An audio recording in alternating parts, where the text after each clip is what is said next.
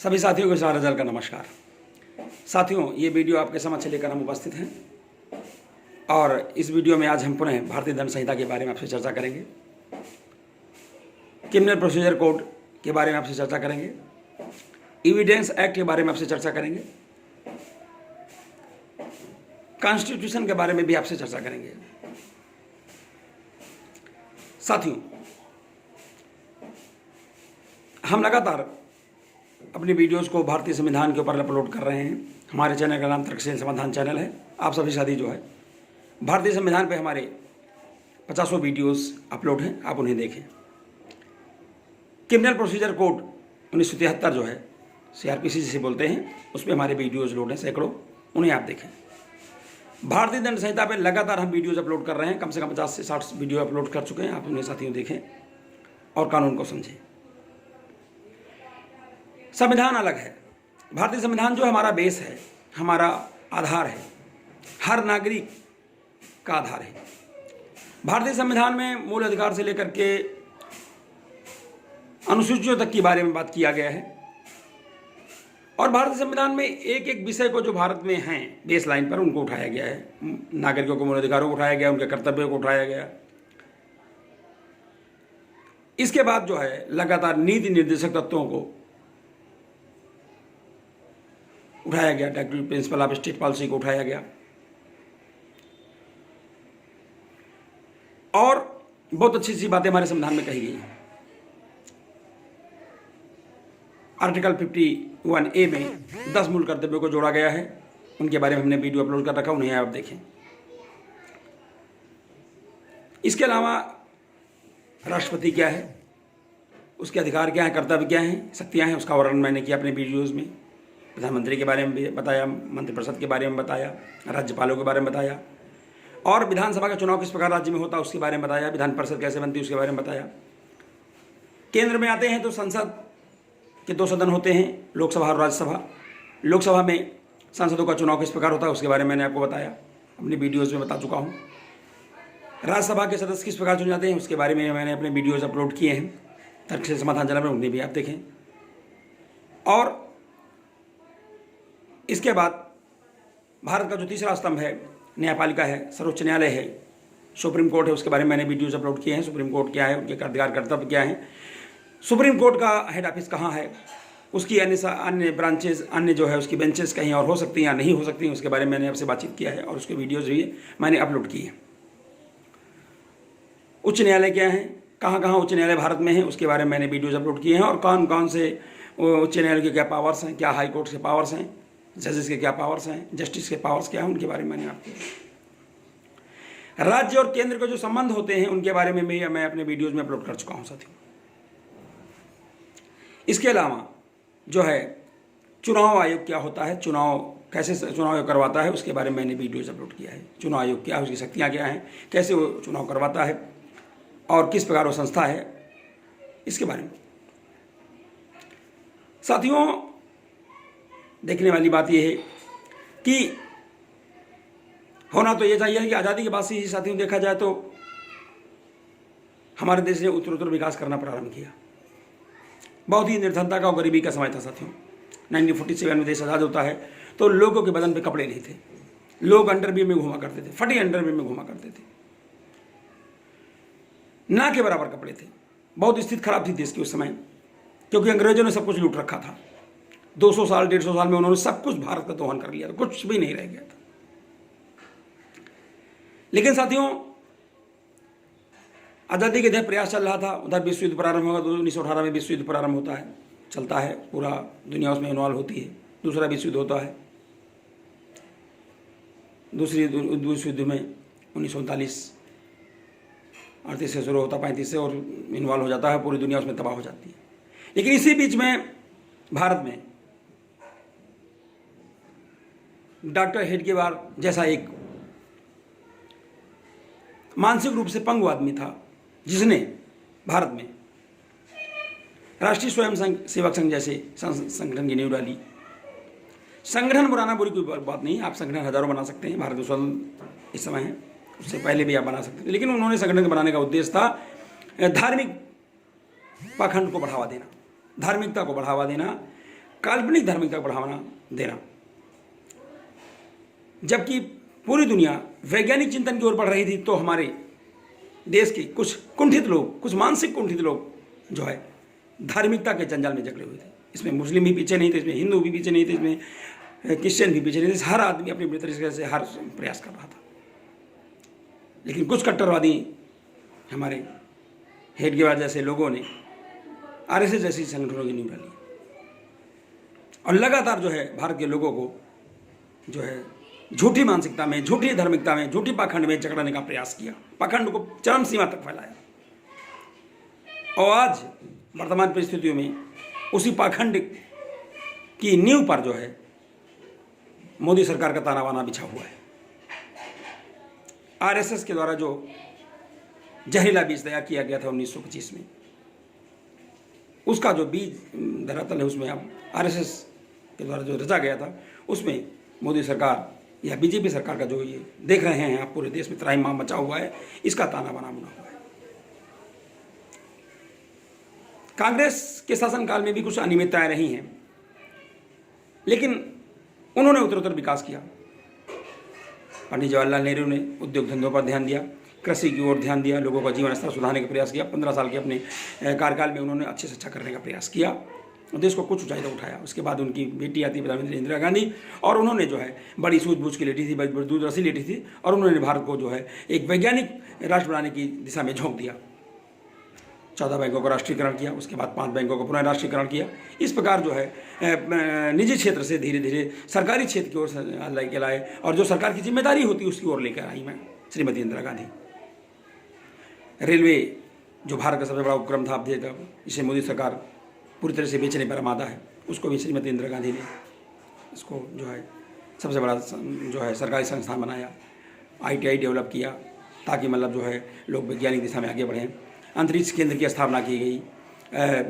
ऐसे तमाम सेक्टर्स आए, चाहे वो अपना कॉटन कपड़ा मिलों के सेक्टर्स हों या अन्य कोई सेक्टर्स हों, या ऑटोमोबाइल सेक्टर हों, हवाई जहाज इंडस्ट्री हो, या मोबाइल में जो है आपका वाहन सेक्टर हो, सभी सेक्टरों में उन्होंने जो है सरकार की भागीदारी को सुनिश्चित किया और अधिक से अधिक सरकारी उपक्रमों को स्थान दिया।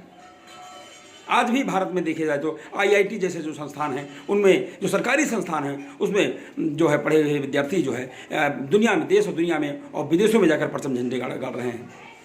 और सरकारों की लापरवाही का परिणाम ये रहा है कि बहुत सारी बहुत मात्रा में जो है ब्रेन ड्रेन हुआ है। यानी यहाँ से बड़ी बड़ी जो है हमारी प्रतिभाएं थीं, वहाँ सरकारी संरक्षण ना पा करके, सुविधाएं ना पा करके विदेशों को पलायन कर गई। और आज करीब लाखों की संख्या में हमारे देश का डॉक्टर्स जो है अमेरिका में जो है बस गया है, वहाँ पर अपनी सेवाएं दे रहा है। हमारे देश का हजारों लाखों करोड़ों की संख्या में इंजीनियर विदेश चला गया है और वहाँ पर अपनी सेवाएं दे रहा है और उन देशों को उत्तरोत्तर विकास के रास्ते पे ले जा रहा है। लेकिन हमारे देश की गवर्नमेंट्स ने उनके लिए विशेष कोई काम नहीं किया। कुछ कमियां तो हमारे कांग्रेस कार्यकाल में भी रही हैं, मगर इतनी नहीं रही हैं, 1-2% रही हैं इनकी वजह से। लेकिन जब जब भी ये बीजेपी सरकार केंद्र में आई है, चाहे अटल बिहारी सरकार रही हो या पुनः ये 6 साल से सरकार चल रही है, इसमें पूरी की तरीके से नौजवानों को भविष्य बर्बाद कर दिया है, उनको तबाह बर्बाद कर दिया है, उनका रोजगार छीन लिया है। इतना ही नहीं, इस मोदी सरकार ने जो है सारी सरकारी संस्थानों को बेचने का काम किया है और लगातार बेचती चली जा रही है। संविधान में 3 स्तंभ बनाए गए थे, व्यवस्थापिका, कार्यपालिका और न्यायपालिका। व्यवस्थापिका का काम है संसद है, संसद का काम है कानूनों को बनाना।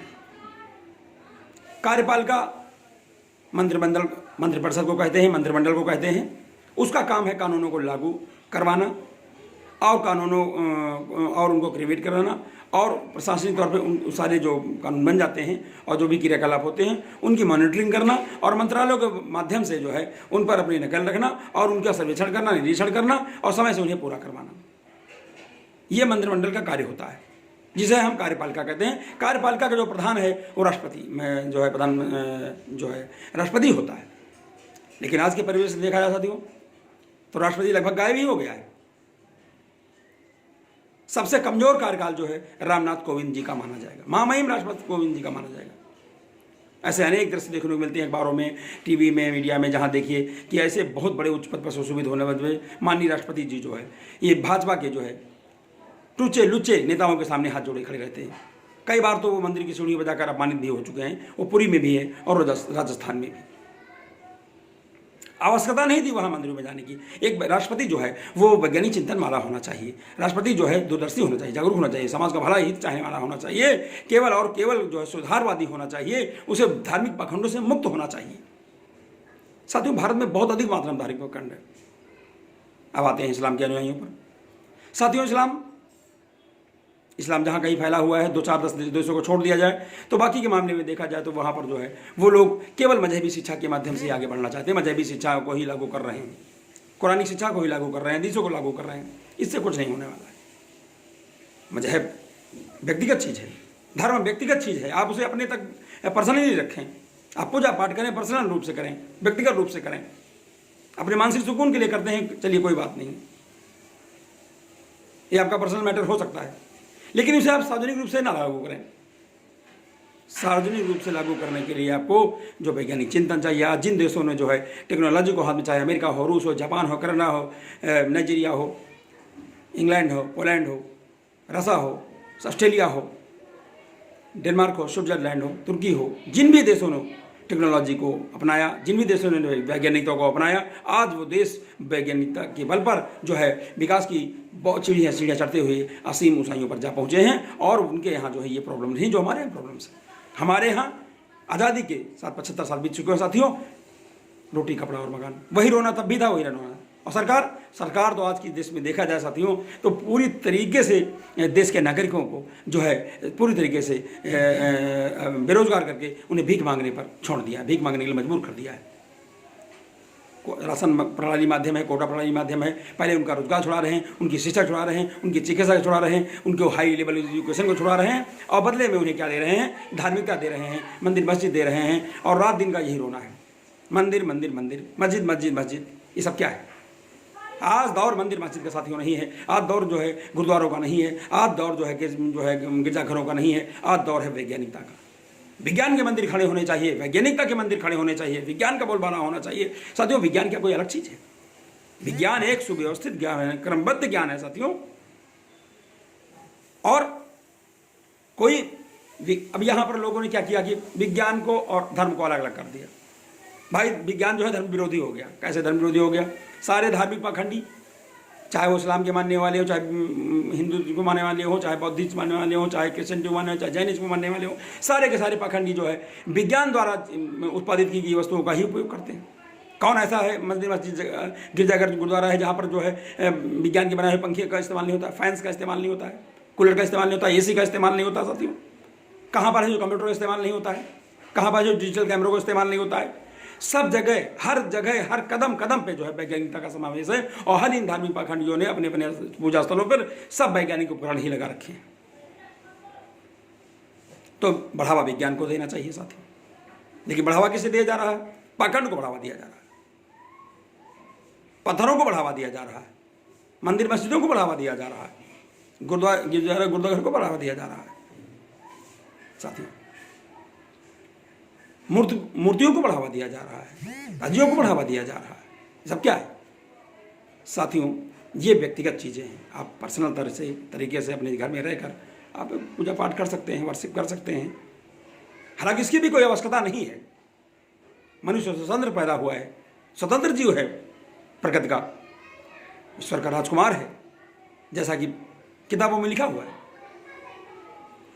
ईश्वर का राजकुमार क्यों है? ईश्वर ही है, गॉड ही है। मनुष्य से बढ़कर बुद्धिमान प्राणी की अभी तो उत्पत्ति नहीं दिखाई पड़ती है। तो ये सब सर्वसर्वा है, सर्वशक्तिमान है। लेकिन सर्वशक्तिमान मनुष्य की ये हालत भारत में जिसकी कोई वारापार नहीं। वो सर्वशक्तिमान मनुष्य भारत में जो है पंग होकर रह गया है, भारत में उसकी प्रतिभा का हनन हो गया है। भारत में ना रोजगार बचा है, भारत के नौजवान, न शिक्षा बची है, न चिकित्सा बची है। और जो भी संस्थाएं थी जो सरकारी सेक्टर्स थे जहाँ पे लोगों को नौकरियाँ मिलती थी, सर्विस मिलती थी, जहाँ जीवन स्तर ऊंचा हो सकता था, उन सबको दबाया गया है। और ये मोदी सरकार, ये केंद्रीय सरकार, ये BJP सरकार पूरे देश में सारे संसाधनों को बेचने पर आमादा है, बेच रही है। तो एक जो शासक के कर्तव्य हैं, एक जो नेता के कर्तव्य हैं, राजनेता के कर्तव्य हैं, एक भी कर्तव्य ये गवर्नमेंट नहीं निभा रही। पिछली भी गवर्नमेंट ने कुछ ना कुछ कमियां बेसियां रही हैं, पर यह नहीं रहा है कि वो नागरिकों के जीवन से खिलवाड़ करे, उनकी शिक्षा से खिलवाड़ करे, उनकी चिकित्सा से खिलवाड़ करे, उनके रोजगार से खिलवाड़ करे, उनको जो है जो सरकारी सेक्टर है उसको कमज़ोर करे।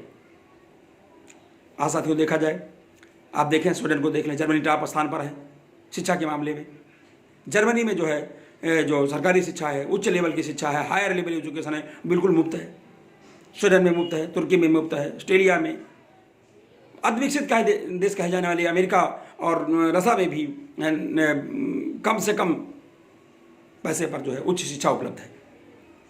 हमारे यहाँ शिक्षा के नाम पर ही जो है हमारे चाहे मजदूर भाई हो, चाहे किसान भाई हो, चाहे आम आदमी कोई भी हो, डॉक्टर इंजीनियर वकील, सबका शोषण हो रहा है। और एक बच्चे को पढ़ाने लिखाने में लोगों का लाखों करोड़ों रुपए लग जाता है साथियों। कौन हिम्मत करेगा उच्च शिक्षा दिलवाने में साथियों?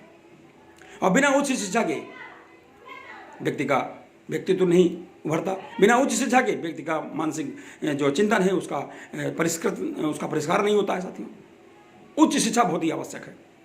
आप ग्रेजुएट करें, पोस्ट ग्रेजुएट करें, फिलॉसफी करें, डॉक्टरेट करें, और भी जो टेक्निकल डिग्रीज हैं, IIT करें,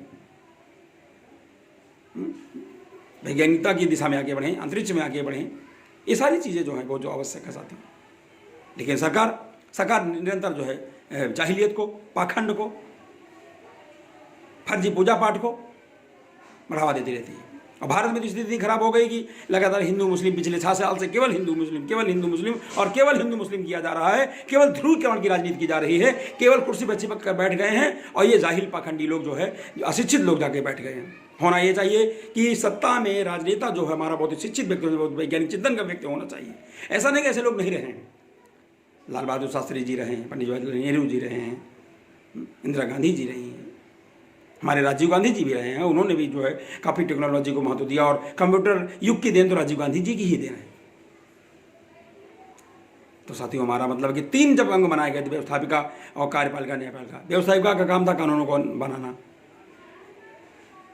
चोर उचक्के तब नहीं होते थे, कम होते थे, सही व्यक्ति का चुनाव जनता करती थी, जाते थे, अच्छे कानून बनते थे। कार्यपालिका का काम है उन कानूनों को लागू करना, व्यवस्था को लागू करना, व्यवस्था को काम करवाना, देश का विकास करना, सुचारू विकास करना, जिसका प्रधान जो है राष्ट्रपति होता है। और राष्ट्रपति की स्थितियां बिल्कुल खराब कर दी गई हैं। राष्ट्रपति नाम मात्र शासक रह गया है। पहले तो नाम मात्र था, अब तो शून्य शासक हो गया है। राष्ट्रपति की वैल्यू ही खत्म कर दी गई। महामहिम राष्ट्रपति जी कोविंद जी का शासन तो अब देख ही रहे हैं। कार्यपालिका पूरी तरीके से प्रधानमंत्री में केंद्रित हो गई, और प्रधानमंत्री ने लगभग कार्यपालिका को हाईजैक कर रखा है।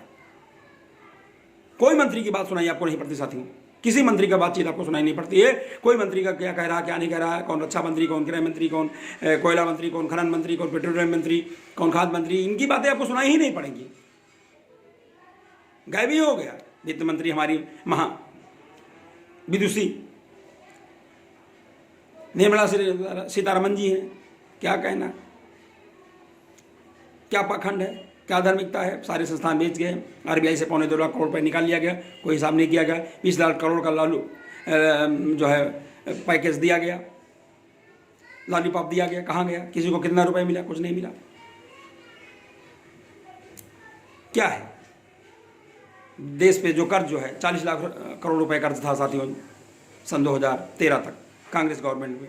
देश के विकास में 50 सालों में कांग्रेस ने कर्ज लिया था 40 लाख करोड़, और केवल इन्हीं 6 सालों में आज 95 लाख करोड़ कर्जा हो चुका है साथियों देश के ऊपर। और ये मोदी सरकार ने 55 लाख करोड़ रुपए कर्जा अतिरिक्त ले लिया है मात्र 6 सालों में साथियों। तो बहुत ही कमजोर, बहुत ही पाखंडी, धूर्त और सरकार है ये। बिल्कुल निष्क्रिय सरकार है, नपुंसक सरकार है साथियों। इससे कुछ नहीं हो सकता है। तो भारतीय संविधान में 3 स्तंभ हैं। व्यवस्थापिका आपने बताया कि कानून बनाना है, कार्यपालिका मंत्रिमंडल है जो कि पूरा तरीके से प्रधानमंत्री कार्यालय ने, प्रधानमंत्री ने उसको हाईजैक कर रखा है। तीसरा आता था हमारा न्यायपालिका। संविधान में स्वतंत्र न्यायपालिका की स्थापना की गई है कि भारत का एक न्यायपालिका होगी जो स्वतंत्र होगी, और उसका जो प्रधान होगा वो मुख्य न्यायाधीश होगा। संविधान ने पावर दे रखा है अनुच्छेद 32 आर्टिकल 32 कॉन्स्टिट्यूशन का। ये स्पष्ट वर्णन करता है कि अगर सरकार कोई भी गलत काम करती है, कोई भी गलत कानून लागू करती है, देश के हित में ना हो, नागरिकों के हित में ना हो, तो उसे जो है कानून को खारिज कर सकती है, कानून को समाप्त कर सकती है। ये अधिकार है न्यायपालिका को। लेकिन न्यायपालिका में जातिवादी लोग जाकर बैठ गए हैं न्यायपालिका में, जो है वहाँ भी जातिवाद का चरम बीज बो दिया गया है। वो भी जो है अपने हार्ट की आवाज़ नहीं सुन रहे, अपनी आत्मा परमात्मा अपनी अंतरात्मा की आवाज़ नहीं सुनकर काम कर रहे हैं, अपने विवेक से काम नहीं कर रहे हैं, और सबके सब निर्णय जो है वो सरकारी पक्षधर निर्णय हो गए हैं। जैसे थाने में बैठा हुआ एक दरोगा एक सिपाही होता है, पक्षधर हो जाता है, वैसे ही आज हमारी न्यायपालिका के जो बड़े बड़े जो जजेस हैं, जस्टिस हैं, वो न्याय नहीं कर पा रहे हैं।